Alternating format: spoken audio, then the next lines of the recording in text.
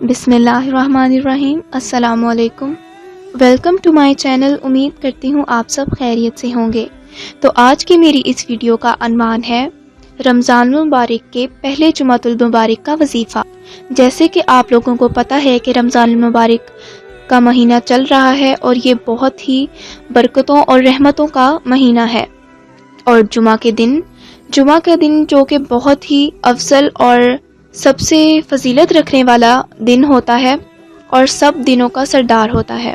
فرمان مصطفیٰ صلی اللہ علیہ وآلہ وسلم ہے، بے شک جمعہ دنوں کا سردار اور اللہ عز و جل کی بارگاہ میں دیگر ایام سے زیادہ مرتبے والا، اور عید الفطر اور عید الاضحیٰ کے دن سے بھی زیادہ عظمت والا ہے۔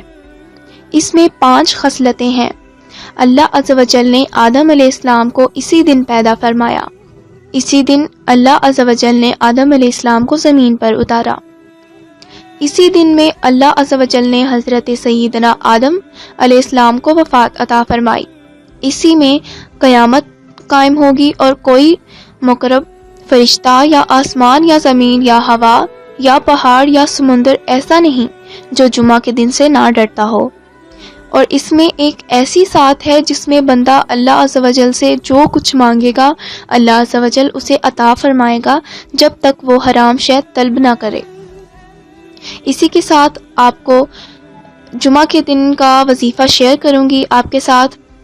تو وظیفہ شروع کرنے سے پہلے اگر آپ نے میرے چینل کو سبسکرائب نہیں کیا ہے تو سب سے پہلے میرے چینل کو سبسکرائب کریں۔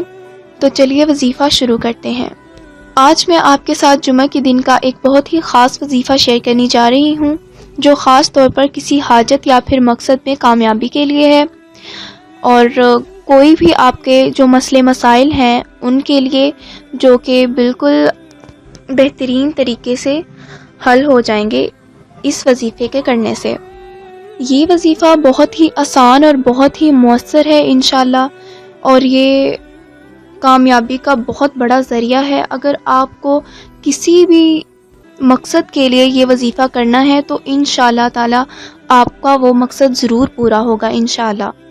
تو آپ یہ عمل کریں، انشاءاللہ آپ کو کامیابی ضرور ملے گی ہر مقصد میں۔ آپ نے جمعے کے دن نماز عصر ادا کرنے کے بعد اسی جگہ بیٹھ کر 313 مرتبہ یا اللہ یا رحمان یا رحیم پڑھنا ہے، لیکن یاد رہے کہ ان تینوں ناموں کو اکٹھا پڑھ کر ایک تصور کرنا ہے۔ اس طریقے سے آپ نے 313 مرتبہ پڑھ کر یہ وظیفہ مکمل کرنا ہے۔ جب آپ کا وظیفہ مکمل ہوگا تو آپ نے اللہ سے اپنے مقصد کے لیے خصوصی دعا مانگنی ہے، اور اس وظیفے کے اول و آخر 3 مرتبہ درود ابراہیمی لازمی پڑھنا ہے۔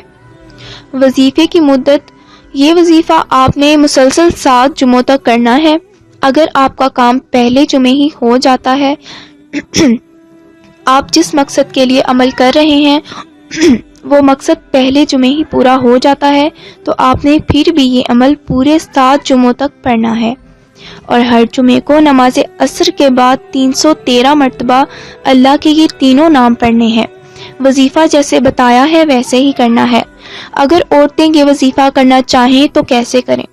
اگر عورتیں یہ وظیفہ کرنا چاہیں تو وہ اپنے خاص ایام میں وظیفہ چھوڑ دیں۔